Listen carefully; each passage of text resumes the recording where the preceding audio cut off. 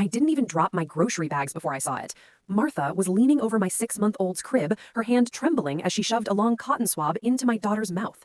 My baby, Lily, was crying, a small, confused whimper that cut through the silence of the nursery like a serrated blade. Martha didn't hear me come in. She was too busy tucking the swab into a sterile plastic tube. "What the hell are you doing?" I screamed. The bags hit the floor, a jar of pasta sauce shattering and spraying red across the white rug like a crime scene. Martha jumped, nearly knocking over the crib, and shoved the tube into her cardigan pocket. Her face went from guilt to a mask of cold, hard entitlement in 3 seconds. "It's for the family, Chloe," she snapped, smoothing her hair. "We have a right to know if Lily is actually a Miller. You've always been so flighty." My blood went cold. She was testing my daughter's DNA. She was questioning my fidelity in my own home while I was out buying her favorite coffee. But then I saw my husband, David, standing in the doorway behind me. He wasn't surprised. He didn't look angry. He looked ashamed. "David, tell me you didn't know," I whispered. My voice was shaking, my vision blurring with hot, angry tears. He wouldn't look at me. He just stared at the broken jar on the floor. "She just needed peace of mind, Chloe," he finally muttered. "It's just a test. If you have nothing to hide, what's the big deal? It takes 5 minutes, and then she'll stop nagging me about it." The betrayal felt like a physical weight crushing my lungs. My husband of 4 years had given his mother a key to our home so she could violate our daughter's privacy because she thought I was a cheater? He had stood by and watched her shove a plastic stick into our crying child's mouth just to stop her nagging.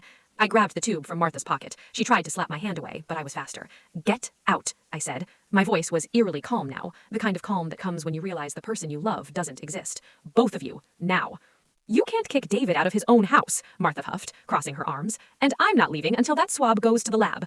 "This house belongs to my parents, Martha," I reminded her, watching the smugness drain from her face. "We rent it for $1 a year, and the lease is in my name only. David is a guest. You are an intruder. If you aren't gone in 10 minutes, I'm calling the police and reporting an assault on a minor." Martha began listing every time I'd stayed late at work, every male friend I had, every suspicious smile I gave the mailman. It was a deluded, obsessive list she'd clearly been keeping for months. David stood there like a statue, a hollow man who had traded his spine for a quiet life with a monster. I didn't wait for them to pack. I called my brother to come over and sit with me while they loaded their things. Martha spent the entire time screaming that I was defensive because I was guilty, and that the truth would come out. 2 weeks later, the test results came in. I'd actually let them process it through the lab Martha had already paid for, just so there would be no room for her to claim I faked the results. I met them at a neutral coffee shop, baby Lily safely with my mother.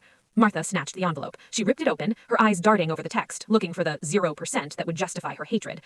"It says 99.9% probability of paternity," she muttered, looking genuinely disappointed that her granddaughter was in fact her granddaughter. "Are you happy now?" David asked me, his voice pathetic and hopeful. "Can we come home? I've been staying on her couch and it's been a nightmare." I looked at him, really looked at him, and realized I didn't feel love anymore. I felt pity. "No," I said, "because the test results for Lily were exactly what I expected. But I ran a second test while I was at it, one for you, David. I was curious why your features didn't quite match the Miller family tree."